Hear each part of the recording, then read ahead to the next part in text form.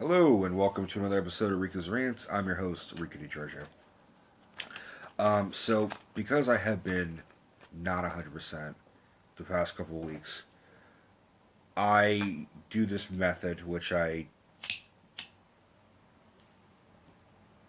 will continue to do, and when I do have children, I will throw this in their way of trying to help them feel better, is watching some really fucking funny movies.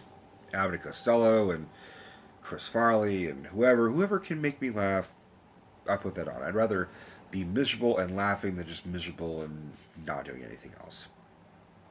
But one of the guys above all that really genuinely I see as a genius and a comedic genius is Charlie Chaplin. Charlie fucking Chaplin. And one of the films I rewatched was The Gold Rush. I did watch a couple other Chaplin films, and I watched a bunch of shorts, and I watched a documentary about him. I was just sort of in this Charlie Chaplin mood, and the thing about it is, when you're watching a movie that you've kind of already seen, or even if you haven't seen it, and it's on your laptop at home, you can kind of pick up your phone and just kind of fuck around and have it in the background. But with a Charlie Chaplin film, you really can't do that. It's a silent film. You have to focus on it. So it sort of grabbed my attention each time. I just like kind of looked at my phone, look at it, and be like, "Oh shit, something's happening." And that's a good filmmaker. And yes, it's cheating because he is not supplying any audio, but this one is also sort of a hybrid of the two because this is the re-release of the Gold Rush, where Charlie Chaplin narrates it and narrates what's going on. So you have audio and you have sound and you have sound effects and everything. And the first time I saw the Gold Rush was this version. I never saw the original 1925 silent film. This version actually is a masterpiece, in my opinion. Um, because something about Chaplin's narrative and musical score and tightening up the shots a little bit better is just brilliant. So, quick little summary: Chaplin is not playing his usual. He is playing his little tramp character. The baggy pants, the tight coat, the bowler hat, the little mustache, the cane, and everything. So he is playing his little tramp character, but he calls him Little Prospector, or the Little Fellow. And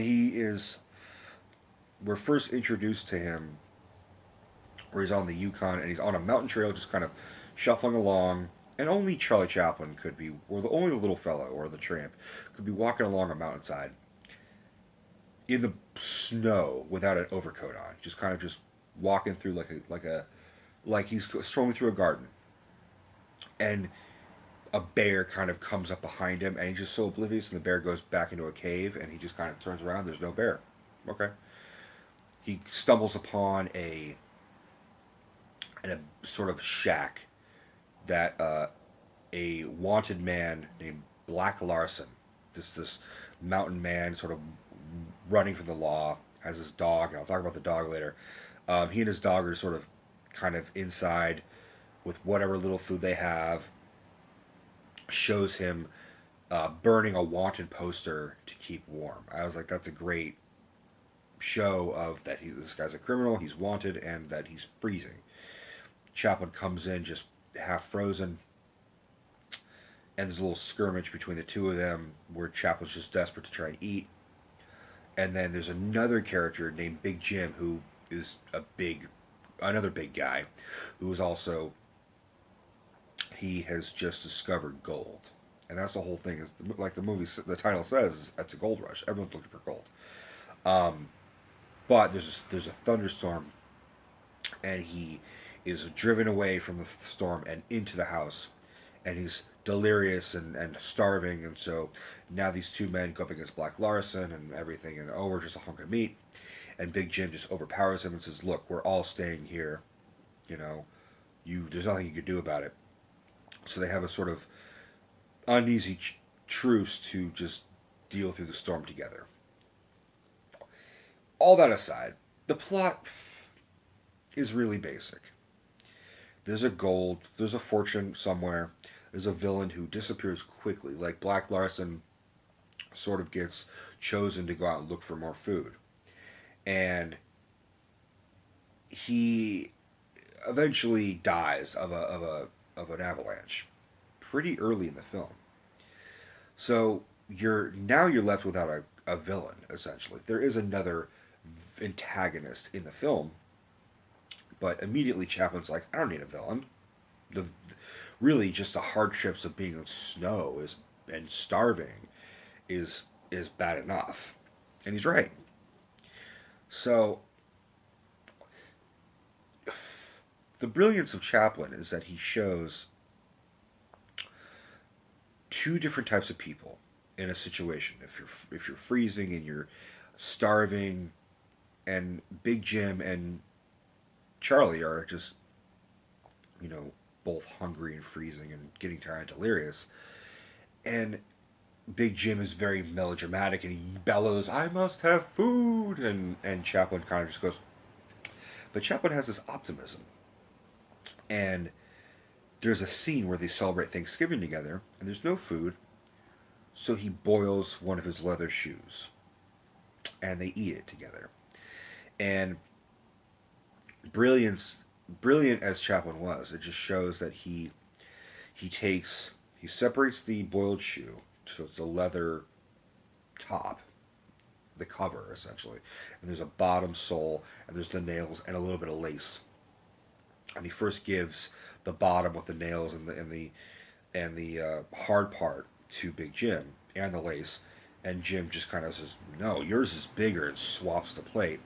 Chaplin's sharpening a knife, and he's like, "Okay," and he just with this optimism and kind of like, "Hey, we're having Thanksgiving," just eats the shoe with such sort of panache, and Jim is eating the leather part, just kind of and just has this sour look on his face, just like, I can't believe I'm eating a fucking shoe. And there's Chaplin twirling the shoelace, with a fork and eating it like spaghetti. And he's taking the nails and sucking off the leather like, like it's a chicken wing or something. It's and that's the great thing about the Little Tramp is that he is, never say die. Keep going. Keep one foot in front of the other. Always go ahead. And I love that. And then Big Jim takes off. Try and go back to his gold patch. Because afterwards, I mean, I'm glossing over a lot of shit, but they eventually do get some food. That bear that we saw earlier. Oh, I want to talk about this dog. So this dog is sort of featured prominently. Black Larson's dog. It's a white dog, and he sort of runs around and everything. And at one point, Chaplin thinks that the guys have eaten the dog because Big Jim kind of goes outside where the dog is and then comes back and goes clearing food from his teeth. Chaplin gets worried and gets the dog back inside. But then the dog disappears, which means at some point they must have eaten the dog, or the dog dies out in the snowstorm, meaning Black Larson ate his dog out in the storm, or the dog falls in the avalanche with Black Larson. This dog just fucking dies, and they make no mention of it. I always wondered, I'm like, what the fuck happened to the dog? Almost kind of like you either should have blatantly said what happened to the dog, or didn't include a dog. It didn't need a dog. It's just kind of a weird observation I made. So,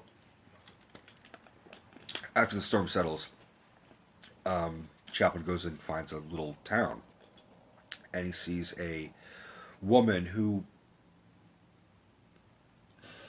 is not a prostitute, but she's sort of a dancing girl at a club. She's there to entertain the men, but not be a showgirl. I don't know how you else describe it. I mean, she's sort of there she's just there. She's a working girl, but she's not a working girl. Or at least not explicitly stated that she's a working girl. And her name is Georgia, and this was Chaplin's love interest. as well as in real life they were dating because Chaplin always went for his leading lady, unless he was explicitly married and happy. Which, to be fair, I don't think he ever really was until his final wife. So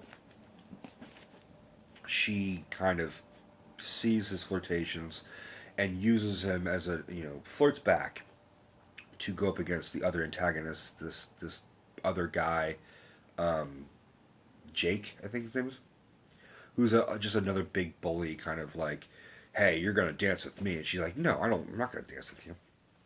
That type of asshole. Um, and the chemistry between her, I think her name is Georgia Hale, and Chaplin is great. I mean, she's beautiful, she's charming, and you can understand why Chaplin would fall in love with her. There's this great dream sequence where he dreams that he's having a New Year's Eve party for Georgia and her girlfriends in this little cabin that he's now sort of taking over. He goes to another cabin. The guy rescues him, even though Chaplin pretends to be frozen, and the guy trusts him enough to say, "Hey, I want to go, and I got to go out for on a trip. You can watch the cabin while I'm gone." So Chaplin's left there, and he meets Georgia and her friends and everything. And it's just all flirtatious and happy and excited and love stricken that she's in this cabin. And he dreams that they have a New Year's Eve party, and he does this little. He's like, I can't make a speech of how happy I am, but I can do a dance. So he does a little dance, and he does a dance of the dinner rolls. He takes two dinner rolls, puts a fork in each one of them, and uses it as a. I mean, I don't have anything here to describe it. I mean, I have two forks. There. So, takes a fork. So, pretend there's like a shoe looking roll. And there's music going on, and he goes, da da da da da da da da da da da da, and it's hard to do. Like, it's really hard to, you know, he just did it in one take. Like, I remember seeing Johnny Depp do it for the movie Benny and June, and he said he practiced that shit for like 2 or 3 months, endlessly, and it was hard to, do a little and like doing the twirls and the splits and everything, and it's not just this shit. It's very much the expression of the eyes because the look of it is it's a face and little feet, and it's kind of like he is doing a dance, and it's very much the Chaplin kind of blank face, but very much like innocence, just kind of like I'm having fun. This is me doing it, and it's great. And that's a classic scene.